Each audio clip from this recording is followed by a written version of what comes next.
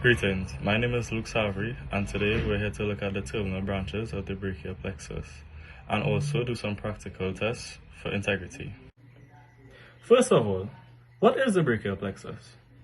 The brachial plexus is a network of nerves in the shoulder that carries movement and sensory signals from the spinal cord to the arms and hands. Brachial plexus injuries typically stem from trauma to the neck and can cause pain, weakness, and numbness in the arm and hand. The brachial plexus is divided into 5 terminal branches.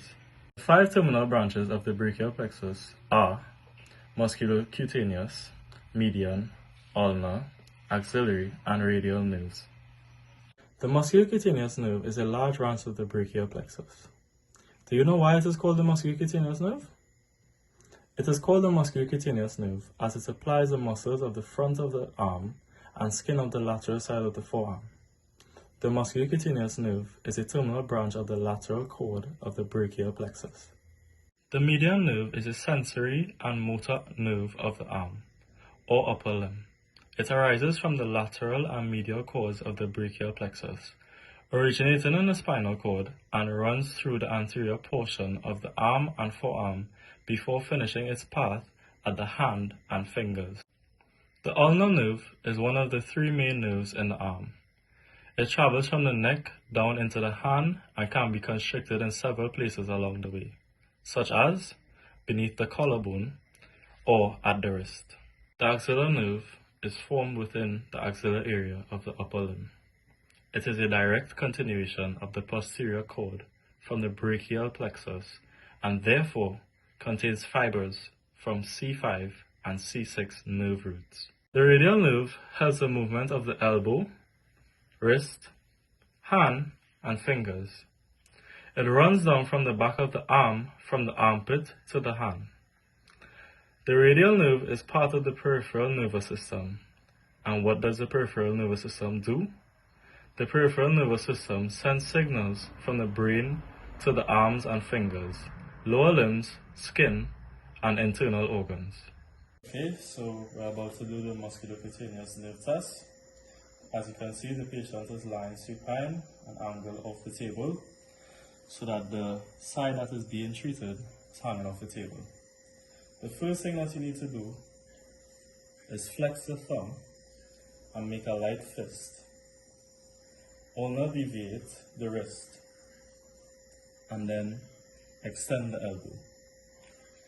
And then what you want to do is have an extension of the shoulder. At this point now, you would want to look for any signs of numbness, pain, tingling, or even discoloration, blue or white. So we're about to start the median nerve test. Somehow I became the patient. I'm laying down, supine, with my head in line with my body. Now I'll ask my mom to take my hand and make a pistol. After that, you will support my arm with your leg and then press down so that there's no shoulder elevation. Now you'll abduct my shoulder 90 degrees to 110 degrees. Then you'll rotate, externally rotate my shoulder, and now you'll supinate my forearm. Then you'll extend my wrist. Then there will be full extension of my elbow.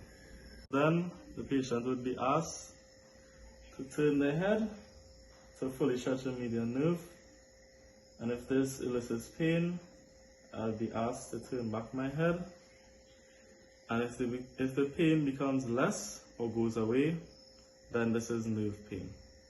We're doing the radial nerve test. Patient is laying diagonal across the bed, and the head is in line with the body. Now, yes, the shoulder is off the table, the one that's going to be tested.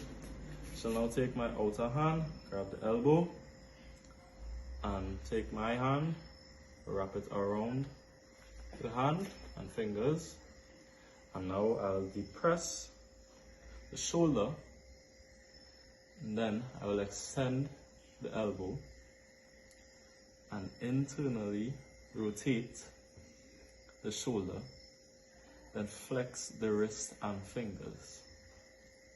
If this does not elicit pain, then abduct to 30 degrees. Now I'll ask the patient to turn her head sideways. If that movement does elicit pain, then turn back your head.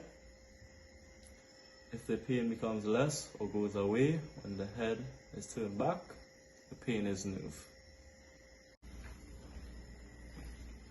Okay, so I'm the patient again. We're about to do the ulnar nerve test, and I'm laying down supine with my head and my body, and I'll now ask my mom to take my hand, wrap her hand around it, support my arm with her leg, then she'll press on my shoulder so that there's no elevation. She will now extend my wrist, right?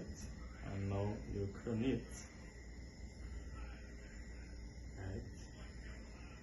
So now you will flex my elbow and then abduct my shoulder 30 degrees, and then laterally rotate my shoulder. At this point, I will now turn my head this side to fully stretch the nerve. Now I will put my head back into the original position, and if there was any pain and it has now gone away, then this is a nerve pain.